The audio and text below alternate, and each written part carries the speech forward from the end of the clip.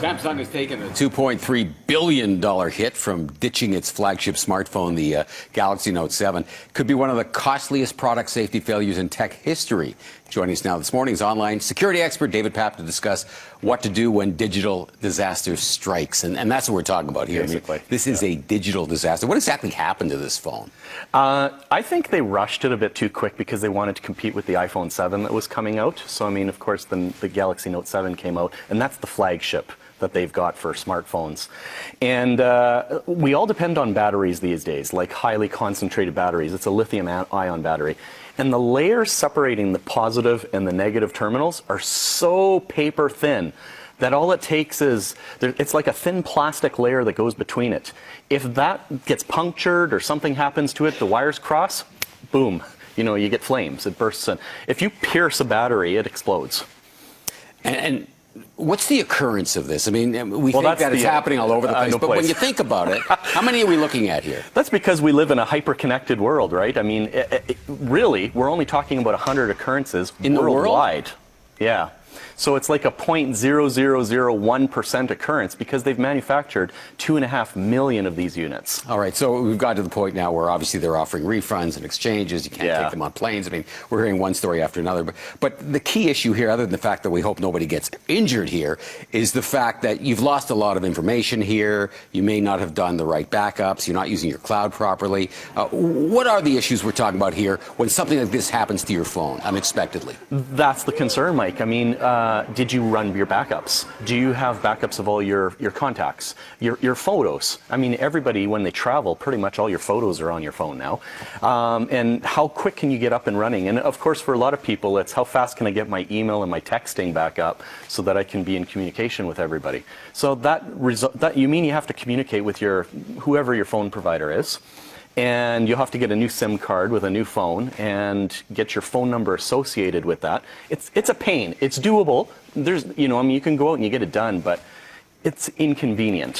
When you talk about backups, though, do you actually mean hard backups or cloud backups or both? I mean both, actually. A lot of people just rely on cloud backups, so they synchronize with, say, your iCloud account on an iPhone, and it automatically copies everything online, or Google if you're using Google Drive and Google Photos. And so you want to make sure that those are enabled. And you also want to make sure, and a lot of people get hit with this, you know, for data consumption on your cell phone plans, make sure that it's only backing up when you're on a Wi-Fi connection, not, you know, chewing up your valuable cell data. Okay, well, let's talk a moment about, you talked about pictures, and of course, this is the big thing with everybody now. It is. The pictures on their phones, they keep going down the camera roll, more. Yeah. And you've got the iCloud, you've got the Google Drive. But should you be taking these pictures and actually putting them on a hard drive just in case? I mean, do we trust the digital world?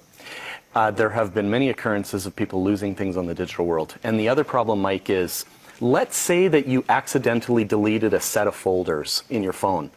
That would get mirrored onto your online backups, and it would be gone. So the concern is that you should make an offline copy, like a snapshot, so that if something ever happened, you could go back in time and go and retrieve these photos, especially if they're from trips and stuff like that. What is the best way? What's the most efficient way to do that? It's to connect it to your computer with a cable. It's the quickest way, rather than trying to do it wirelessly. And just copy it in a folder and name the folder appropriately. Put, you know, what it was and put a date on it. And that way you'll be able to find it when you want to go looking for it. And same concept with external drives? Should you be using those too? Because you can get these external drives that are huge now, and they're just little tiny things. They're tiny. So you should be putting all your pictures and things on those? That'd be my recommendation. I mean, to take it a step further, put it in a fire safe. Is there a lifespan on those things? Well, that's what's been debated in the industry right now. All mediums have lifespans, and it depends on usage, depends on the climate that it's being stored in. It could be anywhere from 10, 25 years, 50 years. It really depends on what you're storing it on. Nothing like the good old piece of paper. Oh, I know.